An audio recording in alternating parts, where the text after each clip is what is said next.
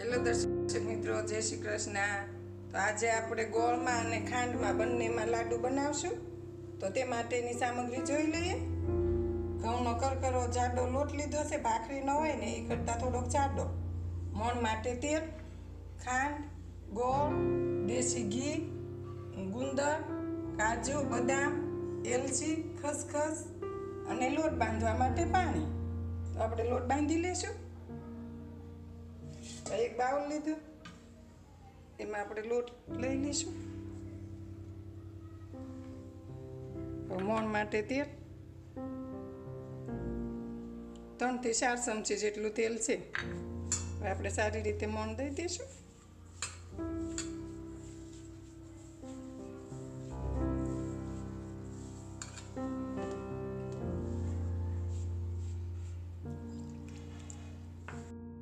આ રીતે લોટ બાંધી લેવાનો અને હવે મુઠિયા વાળી લેશું। એવું લાગે કે જે આપણે પાણીની જરૂર છે તો થોડુંક પાણી એડ કરતું જવાનું અને મુઠિયા વાળતું જવાનું। આ રીતે આ મુઠિયા વાળી લેવાના।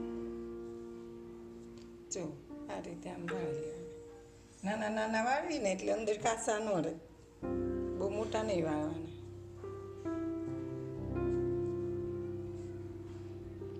હવે આપણે તેલ મૂકી દઈશું। મુઠિયા બનાવી ત્યાં તેલ આવી જાય।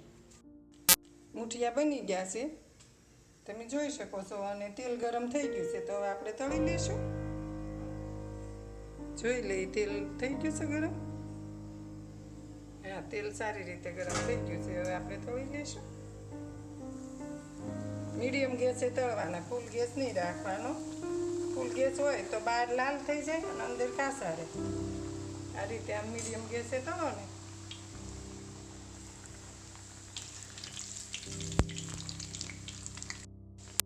હેલો દર્શક મિત્રો, આજનો મારો વિડીયો તમને ગમ્યો હોય તો મારા વિડીયાને શેર કરો, લાઈક કરો અને બાજુમાં બેલ આઇકન ઉપર ક્લિક કરો કે જેથી તમને ખબર પડે કે મારો નવો વિડીયો આવી ગયો છે અને તમે જોઈ શકો છો।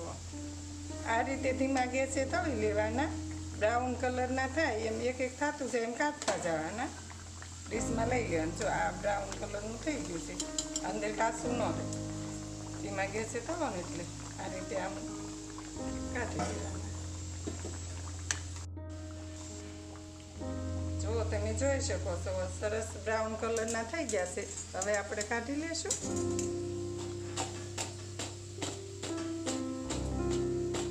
આ રીતે આમ બ્રાઉન કલર થઈ જવા દેવાનો, અંદર કાચું ન રહે કંઈ। હવે આપણે જોઈ લઈએ ઠરી ગયા છે। તો આ રીતે આમ મિક્સર જારમાં લઈને ભૂકો કરીને પછી ક્રશ કરી લેશું। આ રીતે આમ ભૂકો કરી લેવાનો, પછી મિક્સરમાં ક્રશ કરી લેવાનો। જુઓ, તમે જોઈ શકો છો કેવા સરસ સેડ્યા છે, અંદર કાસાઈ નથી। જો અંદર તમે જોઈ શકો છો, આ રીતે આમ ક્રશ કરી લેવાનું। જો ક્રશ સારી રીતે થઈ ગયું છે। હવે આપણે ખાંડમાં અડધા લાડવા બનાવી લેશું।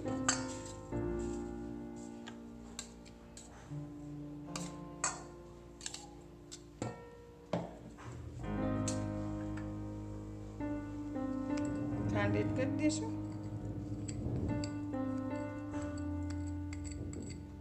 6 થી 7 ચમચી જેટલી ખાંડ આપણે લીધી છે। આ ગરમ કરેલું ઘીને ગરમ કરી લીધું છે।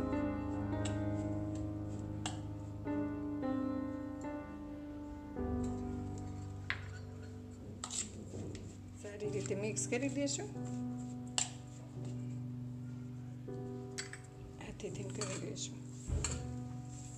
આ તમે તળેલા મુઠિયાના લાડવા બનાવો એ 5 થી 6 દિવસ 7 દિવસ સુધી સારા રહે। થાય આપણે ભાખરી બનાવી એ રીતે લાડવા બનાવાય। માટીની તાવડીમાં ભાખરી બનાવીને શેકી લેવાની। હજી આમાં ઘીની જરૂર છે, તો આપણે ઘી થોડુંક એડ કરશું।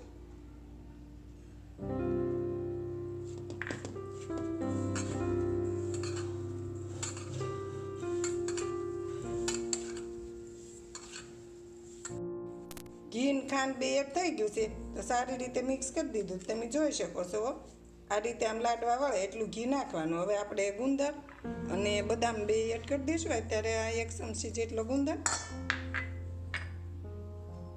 અને બદામ ને કાજુ એ એડ કરી દઈશું। સારી રીતે મિક્સ થઈ ગયું છે, તો હવે આપણે લાડવા બનાવી લેશું।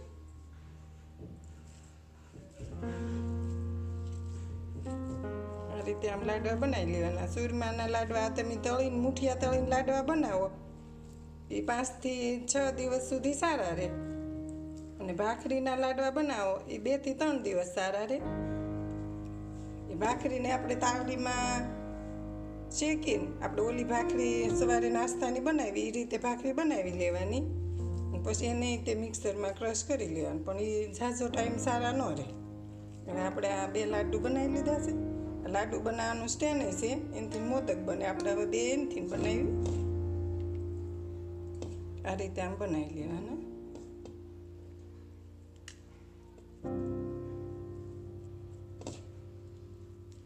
માર્કેટમાં બધે આ સ્ટેન્ડ મળે છે લાડુના.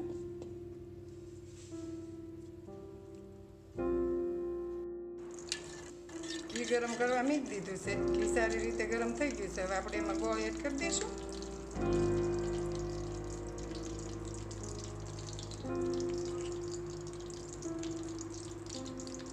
3 ચમચી જેટલો ગોળ લેશું.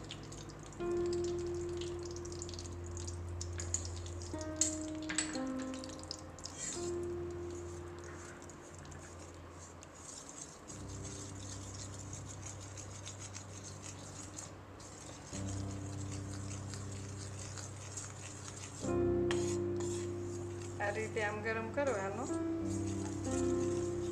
ફરફોલા પડે ત્યાં સુધી ગરમ કરવાનો. થોડોક ગોળને આવવા દો તો લાડુ સરસ મીઠા થાય. આ રીતે આમ ગરમ કરી લઈશું. જો આ રીતે આમ ફરફોલા પડે એટલે થોડોક આવવા દેવાનો ગોળને. વધારે ગરમ થવા દે એટલે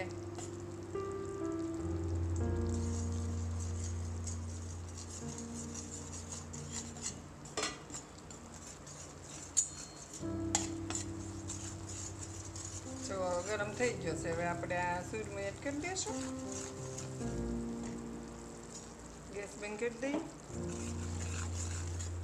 ચૂરમું એડ કરી દઈશું.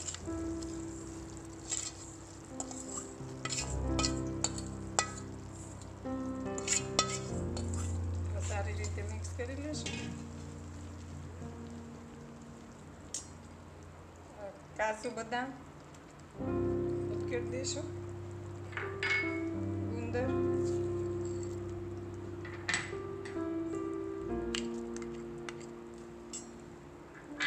એલચી પાવડર. એલચીને આપણે અધકચરી મિક્સરમાં કરી છે. આખો દાણો હોય ને તો દાંતે ચડે એટલે સરસ લાગે. સાવવાથી લાડુ મીઠો લાગે.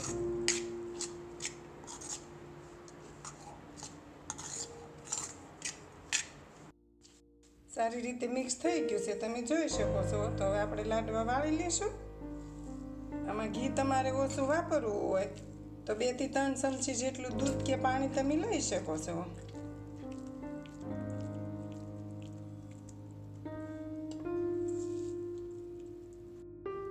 મોદક બનાવવાનું સ્ટેન્ડ છે, તો આપણે એનાથી મોદક બનાવી લઈશું. અને આ સ્ટેન્ડ તમને બધી જગ્યાએ મળશે.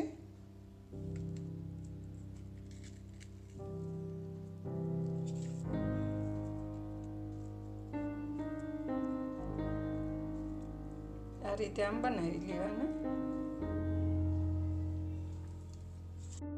ખાંડના ને ગોળના લાડુ બનીને રેડી છે, તો તમે જોઈ શકો છો.